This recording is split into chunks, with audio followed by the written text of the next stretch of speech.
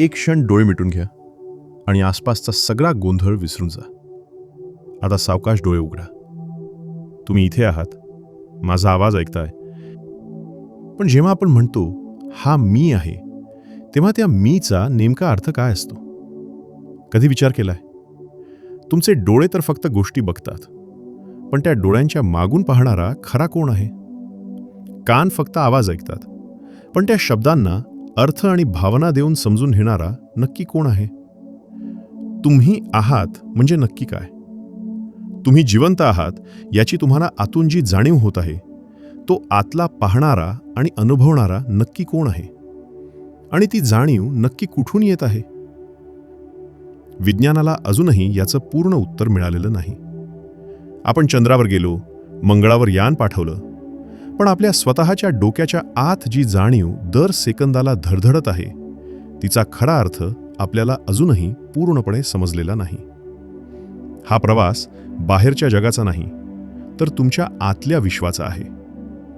हजारो वर्षांपूर्वी भारतीय ऋषींनी याच प्रश्नाचा वेध घेतला होता. पण हे रहस्य आजही कायम आहे. ज्याला आपण चेतना किंवा कॉन्शियसनेस म्हणतो, ती जाणीव म्हणजे नक्की काय? सोप्या भाषेत सांगायचं तर चेतना किंवा कॉन्शियसनेस म्हणजे आपल्या सभोवतालची परिस्थिती, आपले स्वतःचे विचार, शरीरातील संवेदना आणि मनातील भावना या सर्वांची आपल्याला असणारी जाणीव आणि त्याला आपण दिलेला प्रतिसाद. ही ती जाणीव आहे ज्यामुळे आपल्याला कळतं की मी आहे आणि मी हे सगळं अनुभवतोय. वरवर पाहता हे किती स्वाभाविक वाटतं नाही का? आपण रोज उठतो, विचार करतो, गोष्टी अनुभवतो. हे सगळं इतकं सहज घडतं की आपण कधी थांबून विचारच करत नाही की हे नक्की होतं कसं. पण जेव्हा आपण जरा वेळ थांबून स्वतःला हा प्रश्न विचारतो, तेव्हा लक्षात येतं की हा जगातला सर्वात मोठा आणि सगळ्यात गूढ प्रश्न आहे. एक उदाहरण घेऊ. समजा तुम्ही एक लाल गुलाब पाहताय. विज्ञानानुसार प्रकाशाच्या लहरी तुमच्या डोळ्यांवर आदळतात, मेंदूत रासायनिक बदल होतात आणि विजेचे संदेश धावतात. हे सगळं तांत्रिक आहे आणि विज्ञानाला ते नीट माहीत आहे. पण तो लाल रंग पाहिल्यानंतर तुम्हाला जो प्रत्यक्ष अनुभव येतो, त्याचं जे सौंदर्य तुम्हाला जाणवतं, तो अनुभव नक्की येतो कुठून?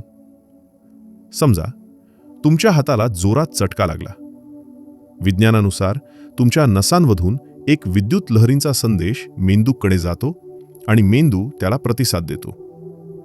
विज्ञानाला ही भौतिक प्रक्रिया पूर्णपणे माहीत आहे. पण त्या क्षणी तुम्हाला जे दुखतं, तो जो वेदनेचा प्रत्यक्ष अनुभव आहे, तो नक्की कुठून येतो? मेंदूतले ते निर्जीव विद्युत संदेश आणि तुम्हाला जाणवणारी ती जिवंत वेदना, या दोघांमधली नक्की कडी काय आहे? हाच तो प्रश्न आहे ज्याने आजही विज्ञानासमोर एक मोठं आव्हान उभं केलं आहे. आधी आपण आपल्या मेंदूबद्दल थोडं समजून घेऊया. कारण विज्ञान असं मानतं की हा मेंदूच आपल्या चेतनेचं घर आहे. माणसाच्या डोक्यात असलेल्या त्या सुमारे 1.3 ते 1.4 किलो वजनाच्या मेंदूत साधारण 86 अब्ज म्हणजेच 8600 कोटी पेशी असतात. या पेशींना इंग्रजीत न्यूरॉन्स आणि मराठीत मज्जापेशी म्हणतात.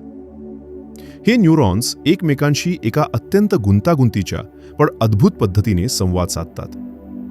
एका न्यूरॉनच्या आतून माहिती विजेच्या लहरीसारखी वेगाने धावते. पण दोन न्यूरॉन्स एकमेकांना थेट जोडलेले नसतात. त्यांच्यामध्ये एक अतिशय सूक्ष्म अंतर असतं, ज्याला विज्ञानाच्या भाषेत सायनॅप्स म्हणतात. आता ही विजेची लहर हे अंतर पार करण्यासाठी मेंदू काही खास रासायनिक द्रव्य सोडतो, ज्यांना न्यूरोट्रान्समीटर्स म्हणतात. थोडक्यात सांगायचं तर इथे वीज आणि रसायन दोन्ही एकत्र मिळून काम करतात. एक न्यूरॉन दुसऱ्याला संदेश देतो, दुसरा तिसऱ्याला, आणि सेकंदाच्या हजारव्या भागात लाखो पेशींची एक अवाढव्य साखळी तयार होते. खरं तर एका साध्या मेसेजमुळे फारसं काही घडत नाही.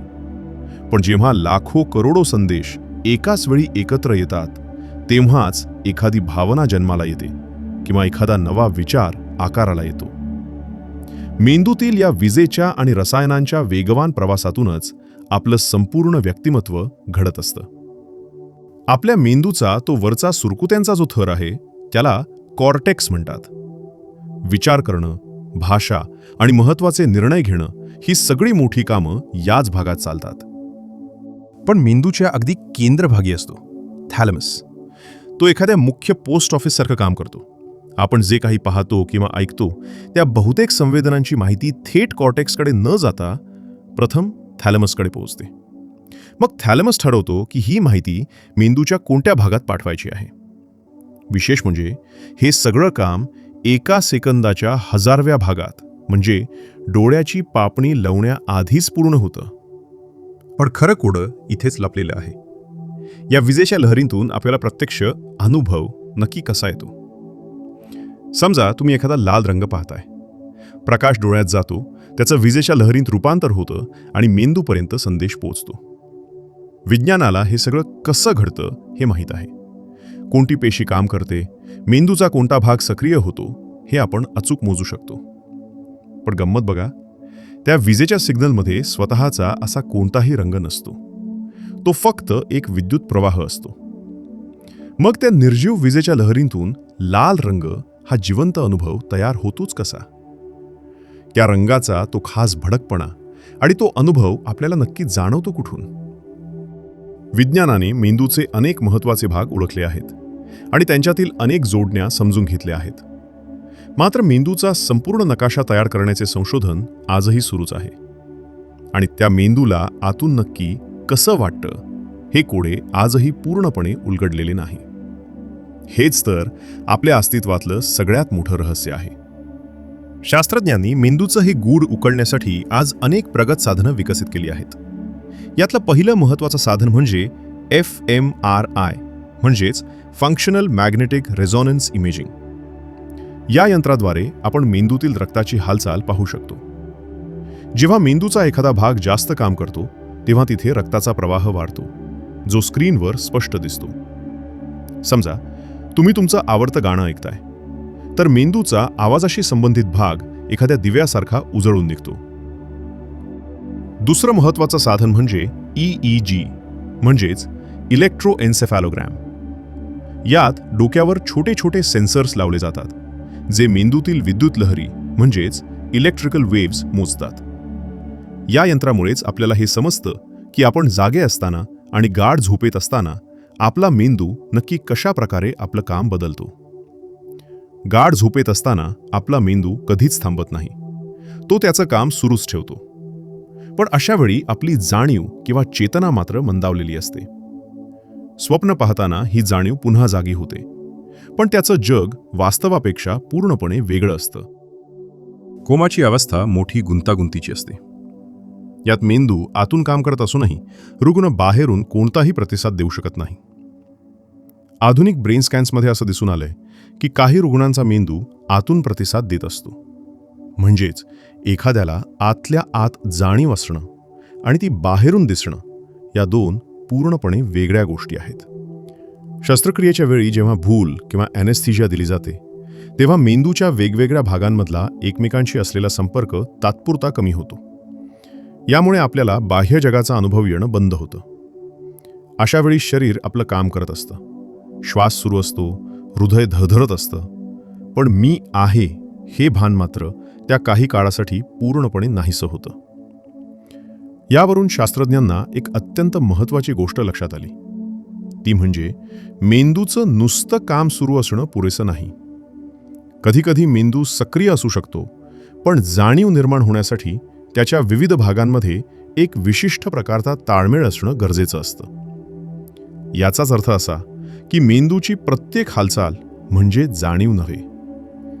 कधीकधी मेंदू कार्यरत असतो, पण तिथे कोणताही अनुभव नसतो.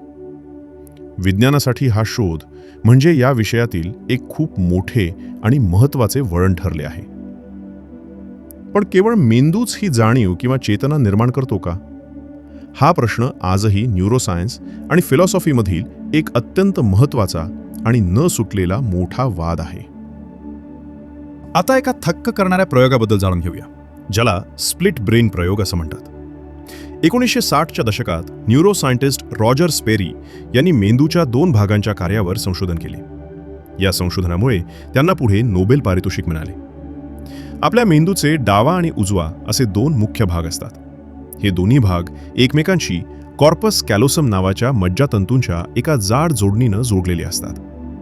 हा एक प्रकारचा पूलच आहे, जो दोन्ही बाजूंमध्ये माहितीची ने-आण करण्याचं महत्त्वाचं काम करतो. याच पुलामुळे मेंदूच्या दोनही बाजू एकमेकींच्या सतत संपर्कात राहतात आणि एक संघ म्हणून काम करू शकतात. पूर्वीच्या काळी एपिलेप्सी म्हणजेच तीव्र फिट्स येणाऱ्या काही रुग्णांवर उपचार म्हणून हा मज्जातंतूंचा पूल शस्त्रक्रियेद्वारे कापला जायचा. यामुळे फिट्सचा झटका मेंदूच्या एका भागातून दुसऱ्या भागात पसरणं थांबायचं आणि रुग्णाला होणारा त्रास कमी व्हायला मदत व्हायची. पण या शस्त्रक्रियेनंतर काही विलक्षण निरीक्षणं समोर आली. शास्त्रज्ञांनी या रुग्णांवर काही खास प्रयोग केले. रुग्णाला स्क्रीनच्या अगदी मध्यभागी असलेल्या एका बिंदूकडे पाहायला सांगितले जायचे. त्यानंतर एका सेकंदापेक्षाही कमी वेळेसाठी स्क्रीनच्या डाव्या किंवा उजव्या बाजूला एखादे चित्र दाखवले जायचे. आपल्या दृष्टीच्या रचनेमुळे उजव्या बाजूला दिसणारी गोष्ट मेंदूच्या डाव्या भागात जाते आणि डाव्या बाजूला दिसणारी गोष्ट मेंदूच्या उजव्या भागात जाते. म्हणजेच जर स्क्रीनच्या डाव्या बाजूला चावीचे चित्र दाखवले तर त्याची माहिती फक्त मेंदूच्या उजव्या भागाला मिळायची. आता इथे एक विचित्र गोष्ट घडली. जेव्हा एखादे चित्र अशा प्रकारे दाखवले गेले की ते फक्त मेंदूच्या उजव्या भागालाच दिसेल, तेव्हा ती व्यक्ती आपल्याला नक्की काय दिसलं हे तोंडानं सांगू शकत नव्हती. ती सरळ म्हणायची, मला काहीच दिसलं नाही. कारण बहुतेक लोकांमध्ये बोलण्याची क्षमता मेंदूच्या डाव्या भागात असते. उजवा भाग चित्र आणि आकार ओळखू शकतो, पण त्याला बोलता येत नाही. कॉर्पस कॅलोसम कापलेले असल्यामुळे उजव्या भागाला डाव्या भागाशी संवाद साधता येत नव्हता. त्यामुळे चित्र दिसूनही ते शब्दात सांगता येत नव्हते. पण खरी गंमत पुढे होती. जेव्हा त्याच व्यक्तीला तिचा डावा हात वापरून एका बॉक्समधून वस्तू निवडायला सांगितली, तेव्हा तिनं अचूक वस्तू निवडली. याचे कारण असे की आपला डावा हात मेंदूच्या उजव्या भागानं नियंत्रित केला जातो. म्हणजेच जरी त्या व्यक्तीनं मला काहीच दिसलं नाही असे म्हटले असले, तरी तिच्या उजव्या मेंदूनं ते चित्र पाहिले होते आणि ओळखलेही होते. यावरून शास्त्रज्ञांना एक गहन प्रश्न पडला. जर मेंदूचे दोन्ही भाग अशा प्रकारे काही प्रमाणात स्वतंत्रपणे काम करू शकतात, तर मग जाणीव किंवा कॉन्शियसनेस नेमकी कुठे आहे? आपल्याला वाटणारी मी एकच आहे ही भावना मेंदूच्या एका विशिष्ट ठिकाणी असते की अनेक भागांच्या सततच्या समन्वयातून तयार होते? या प्रयोगातून एक महत्त्वाची गोष्ट समोर आली. आपण स्वतःला एक समजतो कारण मेंदूचे सर्व भाग एकमेकांशी सतत संवाद साधत असतात. जेव्हा हा संवाद तुटतो, तेव्हा त्या एकसंधतेचा ताळमेळ बिघडलेला दिसतो. यामुळेच जाणीवेचा प्रश्न आणखी गूढ आणि खोल बनतो. जाणीव किंवा चेतना नक्की कशी निर्माण होते हे सांगण्यासाठी शास्त्रज्ञांनी अनेक रंजक सिद्धांत मांडले आहेत. यातला एक मुख्य विचार म्हणजे इमर्जन्स. इमर्जन्स याचा साधा अर्थ असा की जेव्हा अनेक लहान आणि साध्या गोष्टी एकत्र येतात, तेव्हा त्यातून काहीतरी पूर्णपणे नवीन आणि वेगळं निर्माण होऊ शकतं. याचं एक अगदी साधं उदाहरण म्हणजे पाणी. पाणी हे हायड्रोजन आणि ऑक्सिजन या दोन वायूंपासून बनलेलं असतं. स्वतंत्रपणे पाहिलं तर हायड्रोजन आणि ऑक्सिजनमध्ये ओलेपणा हा गुणधर्म नसतो. ते फक्त वायू आहेत. पण जेव्हा ते एका विशिष्ट पद्धतीने एकत्र येतात, तेव्हा त्यातून पाणी तयार होतं आणि पाण्याला स्वतःचा ओलावा असतो. ते वाहू शकतं. अगदी याच प्रकारे मेंदूतील प्रत्येक मज्जापेशी स्वतःहून सचेत नसते. एकटी पेशी स्वतः विचार करू शकत नाही किंवा तिला काही जाणवूही शकत नाही. पण जेव्हा अब्जावधी न्यूरॉन्स एकमेकांशी जोडले जातात आणि एका गुंतागुंतीच्या जाळ्याप्रमाणे काम करतात, तेव्हा त्यातून एक नवीन गुणधर्म जन्माला येतो. आणि तो गुणधर्म म्हणजेच जाणीव असावी, असे या सिद्धांताचे म्हणणे आहे. या सिद्धांतानुसार जाणीव ही कोणत्या एका ठराविक पेशीमध्ये दडलेली नसते, तर ती तेव्हाच प्रकट होते जेव्हा हे सर्व न्यूरॉन्स एक संघ म्हणून एकत्र काम करतात. या संदर्भातील एक अत्यंत प्रसिद्ध विचार म्हणजे ग्लोबल वर्कस्पेस थिअरी, जो प्रसिद्ध मानसशास्त्रज्ञ बर्नार्ड बार्स यांनी 1988 मध्ये मांडला. हा सिद्धांत सांगतो की आपला मेंदू एकाच वेळी अनेक कामं करत असतो. काही भाग बघण्याचं काम करतात, काही ऐकण्याचं, तर काही भाग आपल्या हालचालींवर लक्ष ठेवतात.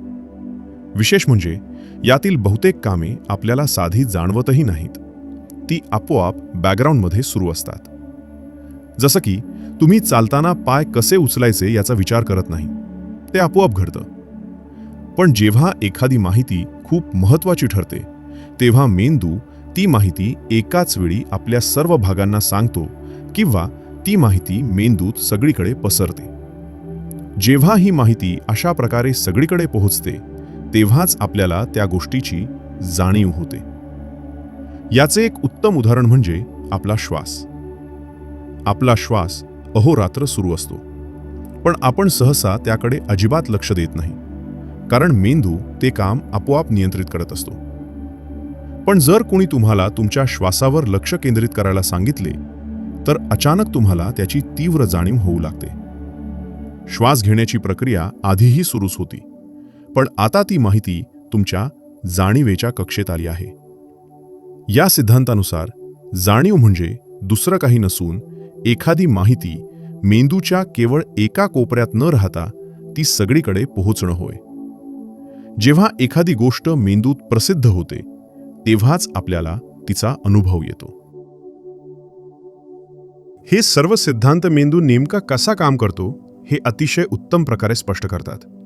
मेंदूमध्ये सिग्नल्स कसे फिरतात, माहिती कशी हाताळली जाते आणि मेंदूचे वेगवेगळे भाग एकमेकांशी संवाद कसा साधतात, हे आपल्याला यातून कळतं. पण इतकी प्रगती होऊनही एक अतिशय कठीण प्रश्न अजूनही विज्ञानासमोर उभा आहे. फिलॉसॉफीमध्ये याला the hard problem of consciousness असं म्हटलं जातं. हा विचार 1994 मध्ये ऑस्ट्रेलियन तत्त्वज्ञ डेव्हिड चाल्मर्स यांनी प्रथम मांडला. उदाहरणार्थ, जेव्हा तुम्ही एखादं गोड फळ खाता, तेव्हा तुमच्या जिभेवरील टेस्ट रिसेप्टर्स नावाच्या पेशी त्या गोडव्याचं रूपांतर विद्युत लहरींमध्ये करतात आणि हा संदेश मेंदूपर्यंत पोहोचवतात. विज्ञानाला ही संपूर्ण यांत्रिक प्रक्रिया नीट ठाऊक आहे. कोणते न्यूरॉन्स सक्रिय होतात आणि माहितीचा प्रवास कसा होतो हे आपण अचूकपणे मोजू शकतो. पण खरा प्रश्न इथेच निर्माण होतो. मेंदूतील या निर्जीव विद्युत लहरींतून तुम्हाला मनातून जाणवणाऱ्या त्या गोडव्याच्या जिवंत अनुभवाचा उगम नक्की कसा होतो? तो गोडवा, ती मधुरता आणि तो आनंद आपल्याला नक्की कुठून आणि कसा जाणवतो?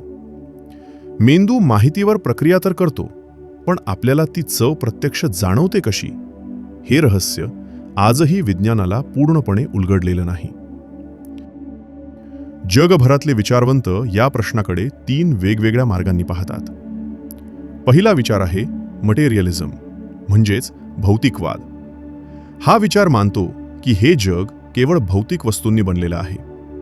आपला मेंदू म्हणजे मांस आणि रसायनांनी बनलेलं एक अतिशय प्रगत मशीन आहे आणि आपली जाणीव ही केवळ त्या मशीनची एक करामत आहे.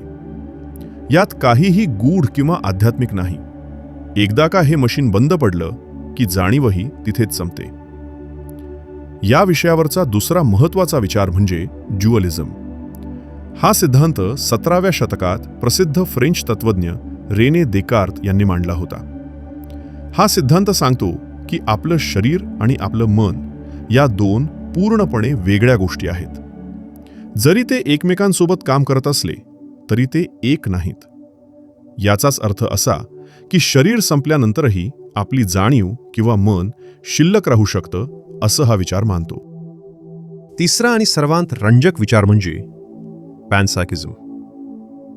हा दृष्टिकोन सांगतो की जाणीव ही मेंदूमध्ये अचानक तयार होणारी गोष्ट नाही, तर ती या विश्वाचाच एक मूलभूत भाग आहे, अगदी गुरुत्वाकर्षणासारखी. या विचारानुसार विश्वातील प्रत्येक गोष्टीत, मग तो एखादा साधा दगड असो किंवा एक छोटा अणू, त्यात अतिशय सूक्ष्म रूपात जाणीव लपलेली असते. जेव्हा हेच अणू एकत्र येतात आणि मेंदूसारखी एक गुंतागुंतीची रचना तयार होते, तेव्हा ती सुप्त जाणीव अधिक मोठी आणि स्पष्ट रूपात प्रकट होते. जर माहितीच्या जोडणीतूनच जाणीव तयार होत असेल, तर भविष्यात कॉम्प्युटर किंवा आर्टिफिशियल इंटेलिजन्समध्ये खरंच जाणीव निर्माण होईल का? हा प्रश्न आजही शास्त्रज्ञांना आणि विचारवंतांना कोड्यात टाकतो. कल्पना करा की उद्या आपण हुबेहूब माणसासारखा वागणारा एक अत्यंत हुशार रोबोट बनवला. तो आपल्याशी हसून खेळून बोलतो आणि समजा आपण त्याला मारलं तर तो रडतो आणि मला खूप वेदना होत आहेत असं कळवळून सांगतो. आता इथेच खरा पेच निर्माण होतो. त्या रोबोटला खरोखर आतून काहीतरी दुःख किंवा वेदना जाणवत असतील का? की तो आतून पूर्णपणे रिकामा असेल आणि केवळ त्याच्या प्रोग्रॅमिंगमुळे रडण्याचं नाटक करत असेल? आपण कसं ओळखणार की तो जे काही करतोय तो त्याचा अनुभव आहे की फक्त एक कोड? तत्वज्ञानामध्ये यालाच फिलॉसॉफिकल झॉम्बी असं म्हणतात. म्हणजे अशी एखादी गोष्ट जी बाहेरून हुबेहूब माणसासारखे सर्व व्यवहार करते, पण तिच्या आत मात्र जाणीवेचा किंवा अनुभवाचा लवलेशही नसतो. हा प्रश्न आपल्याला पुन्हा त्याच हार्ड प्रॉब्लेमकडे नेतो. जर आपली जाणीव केवळ मेंदूतील रसायनांचा खेळ असेल तर भविष्यातील AI सुद्धा तसाच अनुभव घेऊ शकेल. पण जर जाणीव ही काहीतरी वेगळीच गोष्ट असेल तर AI कितीही हुशार झाला तरी तो आतून नेहमी रिकामाच राहील. आता एक अशी कल्पना करूया जी तुमचं डोकं पार चक्रावून टाकेल. याला म्हणतात ब्रेन इन अ वॅट. हा थॉट एक्सपेरिमेंट प्रसिद्ध अमेरिकन तत्वज्ञ हिलरी पुटनाम यांनी 1981 मध्ये त्यांच्या रिझन, ट्रुथ अँड हिस्ट्री या पुस्तकात मांडला होता. जरा विचार करा, तुम्हाला कसं माहिती की तुमच्या आजूबाजूचं हे जग खरोखरच अस्तित्वात आहे? समजा तुमचं शरीरच नाहीये आणि तुमचा मेंदू एका काचेच्या बरणीत पोषक द्रव्यांमध्ये जिवंत ठेवला आहे. त्या मेंदूला एका अवाढव्य सुपर कॉम्प्युटरशी जोडला आहे आणि तो कॉम्प्युटर तुमच्या मेंदूला अगदी खरे वाटतील असे इलेक्ट्रिकल सिग्नल्स पाठवतोय. तुम्हाला वाटतंय की तुम्ही हा व्हिडिओ बघताय, तुमच्या हातात मोबाईल आहे आणि तुम्ही शांतपणे खुर्चीवर बसला आहात. पण प्रत्यक्षात हे सगळं फक्त त्या कॉम्प्युटरने तयार केलेला एक भास असू शकतो. तुम्हाला जे काही जाणवतंय, मग तो स्पर्श असो, आजूबाजूचे आवाज असोत किंवा हे दृश्य, ते सगळं फक्त त्या कॉम्प्युटरने पाठवलेले फेक मेसेजेस असू शकतात. जर असं असेल तर तुम्ही कधीच हे सिद्ध करू शकणार नाही की तुमचं जग खरं आहे की नाही. कारण तुमच्या मेंदूसाठी खऱ्या जगातील अनुभव आणि कृत्रिम सिग्नल यात काहीच फरक उरणार नाही. या विचारातून आपल्या अस्तित्वाबद्दलच एक मोठी शंका उभी राहते. आपल्याला नेहमी असं वाटतं की आपण जे काही करतो ते आपल्या स्वतःच्या मर्जीने करतो. आपले निर्णय आपल्या हातात आहेत असा आपला ठाम विश्वास असतो. पण डिटर्मिनिझम नावाची एक विचारसरणी सांगते की कदाचित हा फक्त आपला एक भ्रम असू शकतो. हा विचार प्राचीन असला तरी 1814 मध्ये फ्रेंच गणितज्ञ पियर सायमन लॅप्लास यांनी तो अधिक स्पष्टपणे मांडला होता. समजा तुम्ही एखाद्या हॉटेलमध्ये गेलात आणि नेहमीचा चहा सोडून अचानक कॉफी घ्यायचं ठरवलं. तुम्हाला खात्री असते की हा निर्णय तुम्ही त्या क्षणी स्वतःच्या फ्री विलने घेतलात. पण डिटर्मिनिझमनुसार तुमच्या जन्मापासूनचे सर्व अनुभव, त्या क्षणी तुमच्या मेंदूत असलेली रसायनांची स्थिती आणि तुमचं सभोवतालचं वातावरण या सगळ्यांनी मिळून तुमचा तो निर्णय आधीच ठरवलेला असू शकतो. तुम्हाला फक्त तसा भास झाला असेल की तो निर्णय तुम्ही स्वतंत्रपणे घेतलात. हा विचार आपल्याला गोंधळात टाकतो. आपण एखाद्या सिनेमातील पात्रासारखे तर नाही ना, ज्याला वाटतंय की तो स्वतःच्या इच्छेने वागतोय, पण ज्याची प्रत्येक हालचाल लेखकाने आधीच स्क्रिप्टमध्ये लिहून ठेवली आहे. जर आपलं संपूर्ण वागणं हे केवळ कारण आणि परिणामांच्या साखळीचा भाग असेल तर मग आपल्या मी नावाच्या स्वतंत्र अस्तित्वाचं नेमकं काय? हा प्रश्न आजही सुटलेला नाही, पण तो आपल्याला स्वतःकडे बघण्याचा एक पूर्णपणे वेगळा दृष्टिकोन देतो. मग प्रश्न उरतो की आपला हा जो मीपणा किंवा अहंकार आहे तो खरोखर अस्तित्वात आहे का, की तो केवळ मेंदूने निर्माण केलेला एक भास आहे? गंमत म्हणजे विज्ञानाला आज जे प्रश्न पडले आहेत त्यावर भारतीय तत्वज्ञानात हजारो वर्षांपूर्वीच सखोल विचार झाला होता. बौद्ध धर्मात अनात्म ही एक अत्यंत महत्त्वाची संकल्पना मांडली आहे. यानुसार मी किंवा आत्मा नावाचं कोणतंही कायमस्वरूपी स्थिर अस्तित्व नसतं. हे एखाद्या वाहत्या नदीसारखं आहे. दुरून पाहताना नदी एकच वाटते, पण प्रत्यक्षात तिचं पाणी दर क्षणाला बदलत असतं. पुढच्या क्षणी ती तीच नदी राहत नाही. अगदी तसंच आपले विचार, भावना आणि अनुभव सतत बदलत असतात. या बदलत्या अनुभवांच्या प्रवाहाचा जो एकत्रित भास होतो त्यालाच आपण मी म्हणतो. दुसरीकडे वेदांत तत्वज्ञान एक वेगळा दृष्टिकोन मांडतं. वेदांतानुसार जरी शरीर, विचार आणि भावना सतत बदलत असल्या तरी आपल्या आत एक साक्षी आहे जो या सर्वांना फक्त पाहत असतो. तो साक्षी स्वतः बदलत नाही. त्या साक्षीलाच आत्मा असं म्हटलं जातं आणि तो शुद्ध जाणीव आहे असा वेदांताचा दावा आहे. हे समजण्यासाठी एक साधं उदाहरण दिलं जातं. समजा तुम्ही चित्रपटगृहात चित्रपट पाहत आहात. पडद्यावर कधी आग लागलेली दिसते, कधी पाऊस पडताना दिसतो. पण ती आग पडद्याला जाळत नाही आणि तो पाऊस पडद्याला ओला करत नाही. वेदांत सांगतो की आपली जाणीव म्हणजे तो स्थिर पडदा आहे. सुख, दुःख, विचार हे सगळं त्या पडद्यावर उमटणाऱ्या चित्रांसारखं आहे. ते येतं आणि जातं, पण पडदा तसाच राहतो. उपनिषदांमध्ये एक प्रसिद्ध महावाक्य आहे, तत् त्वम असि, म्हणजे ते तूच आहेस. अद्वैत वेदांतानुसार ज्याला ब्रह्म म्हटलं जातं, तीच अंतिम जाणीव तुमच्यातही आहे. या दृष्टिकोनातून व्यक्ती आणि विश्व हे पूर्णपणे वेगळे नाहीत, तर एका मूलभूत वास्तवाच्या वेगवेगळ्या अभिव्यक्ती आहेत. आजचा आधुनिक विज्ञान आणि प्राचीन भारतीय तत्वज्ञान दोन्ही जाणीव या गूढ प्रश्नाचा शोध घेत आहेत, पण त्यांचे मार्ग वेगळे आहेत. विज्ञान बाह्य निरीक्षण, प्रयोग आणि मेंदूच्या रचनेचा अभ्यास करून उत्तर शोधत आहे, तर भारतीय तत्वज्ञानाने ध्यान आणि अंतर्मुख निरीक्षणाच्या माध्यमातून आतल्या अनुभवाचा शोध घेतला. दोन्हींची भाषा वेगळी आहे, पद्धती वेगळ्या आहेत, पण प्रश्न तोच आहे, मी नक्की कोण आहे? पण तरीही सर्वात महत्त्वाचा प्रश्न उरतोच, जाणीव म्हणजे नक्की काय? ती मेंदूतील रसायनांचा केवळ एक खेळ आहे की या अथांग विश्वाचा एखादा मूलभूत हिस्सा? काही विचारवंत एक रंजक शक्यता मांडतात.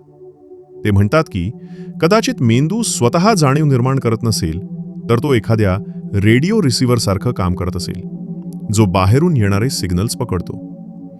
समजा एखादा रेडिओ खराब झाला तर गाणं ऐकू येणं बंद होतं. पण याचा अर्थ गाणं अस्तित्वातून नाहीसं झालं असा होत नाही. ते संगीत लहरींच्या रूपात तिथे असतंच, फक्त त्यांना पकडणारं साधन बिघडलेलं असतं. अर्थात ही आज केवळ एक कल्पना आहे. याला पुष्टी देणारा कोणताही ठोस वैज्ञानिक पुरावा आजही आपल्या हातात नाही. पण अशा शक्यता आपल्या विचारांची क्षितिजं विस्तारतात. विज्ञानाकडे आजही याचं अंतिम उत्तर नाही, आणि कदाचित या प्रश्नाचं खरं सौंदर्यच त्यात आहे की तो आजही एका उघड्या कोड्यासारखा आपल्यासमोर उभा आहे.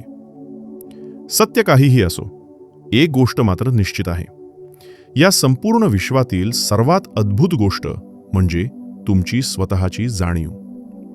याच जाणीवेने आज हा संपूर्ण प्रवास ऐकला, समजला आणि अनुभवला.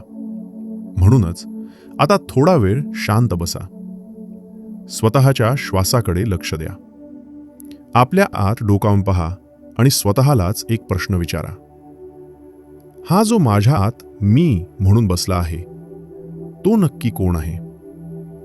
तर मित्रांनो, आजच्या या भागात आपण इथेच थांबणार आहोत. पण हे रहस्य इथेच संपत नाही. या विषयाच्या आणखी खोल आणि रंजक पैलूंवर आपण पुढच्या काही व्हिडिओमध्ये नक्कीच चर्चा करूया. जर तुम्हाला हा व्हिडिओ आवडला असेल तर व्हिडिओला लाईक करा आणि चॅनलला सबस्क्राईब करायला विसरू नका. धन्यवाद.